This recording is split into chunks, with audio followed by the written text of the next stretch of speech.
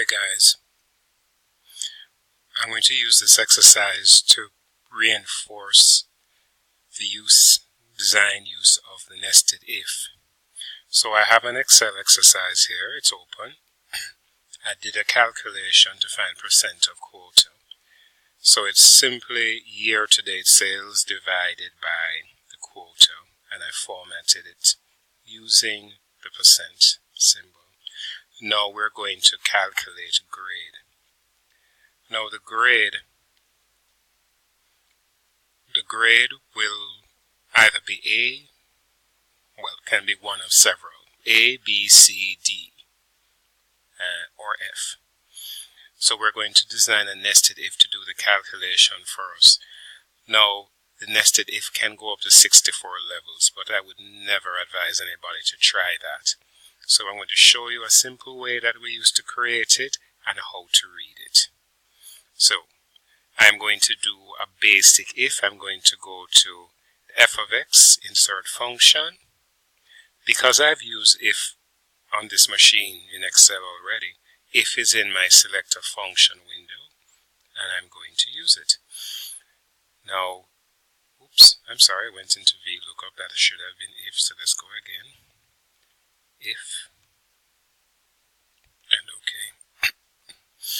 If has 3 arguments, but only one has to be used. And how we know it has to be used is because it's bold. So, I am going to test to see if the first percent of quota in column J is a letter grade A or not. So the first thing that I do, make sure that the text cursor is flashing in the dialog box beside logical test in the function window.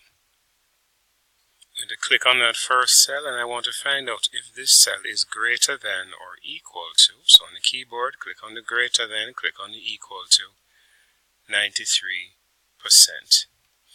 Now, it doesn't matter what value is in this cell. It is not the value that I'm concerned about. What I'm doing is writing a formula which would be able to look at any cell that I put the formula in. So, I want to find out if what is in that cell J2 is greater than or equal to 93. If it is greater than or equal to 93, then I want the if function to put the letter A. If it is not, then I want it to put not A. And then OK. Now it just so happens that the value that is in cell J2 is greater than or equal to 93. But let me copy it now. So I'm going to go to the copy field symbol and double click. And when the if function is copied down to all the other cells, we will see what is A and what is not A. And now what I'm going to do is to design the nested if. Whenever I'm going to modify a function, I always go back to the first cell. So I'm going to click on cell K2, and I'm going to copy the if function that I have. So I highlight on the formula bar, highlight the if function, not the equal. Control C on the keyboard to copy, and then I'm going to go to insert function. Now, my function will tell me if what is in cell J2 is a or not. So I want to change the or not section to be able to look for a value that has a grade B. So I'm going to highlight what is in value if false and paste, which is Control V on the keyboard. Or I could use paste up here on the ribbon. Now here I must put in the smallest value that gives me a B. What do I have to get in order to get a B? Well, I have to get 80. A minimum of 80 is going to give me a B. So I've changed in value if false J2 greater than or equal to 80. And what greater than or equal to 80 will do is to give me a B. So I change the A to B. The not A that you see there remains. Click on OK. Let me copy it now and see what happens. Well, right away you'll notice that I have two grades there that are equivalent to a B. Let's go back to the first cell again.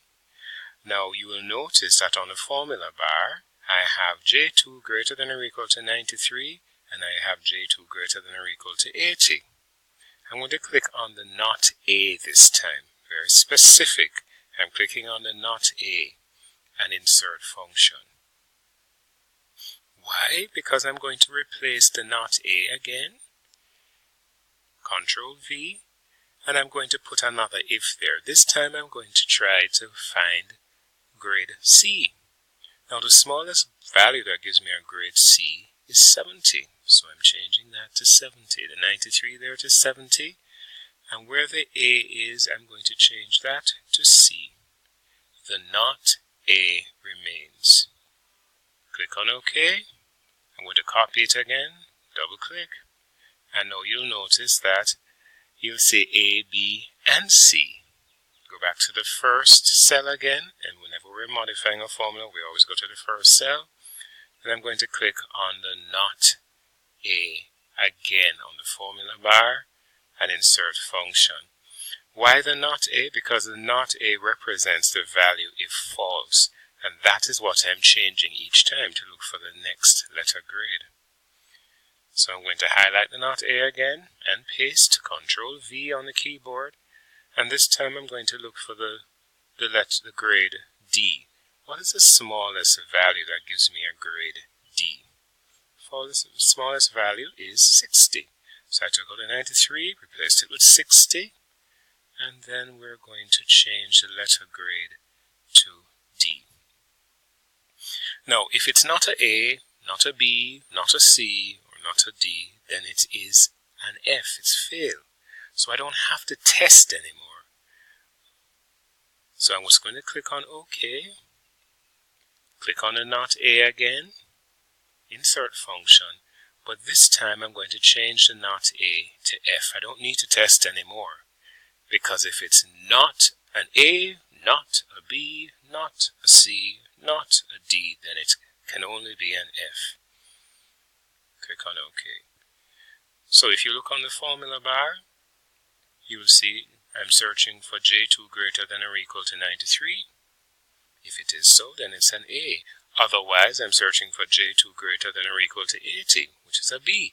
If not, then I'm looking for J2 greater than or equal to 70, which is a C. If not, then I'm looking for J2 greater than or equal to 60, which is a D. And if it's not a D, then it is an F. Let's double click and copy now. There you go. So I've created a nested if. I'm able to read it. It starts at the highest percentage that I can have and goes to the lowest. So when you use a nested if, you always test for the highest, then the next highest until you get to the lowest. And whenever I need to modify it, I use the insert function, but before I use the insert function, I click in the area that I think I want to modify. So for example, I click on the 93, insert function, and it would allow me to modify the J2 greater than or equal to 93. So each section that I may want to modify, I click on that section and then use insert function. That's it for now. Bye.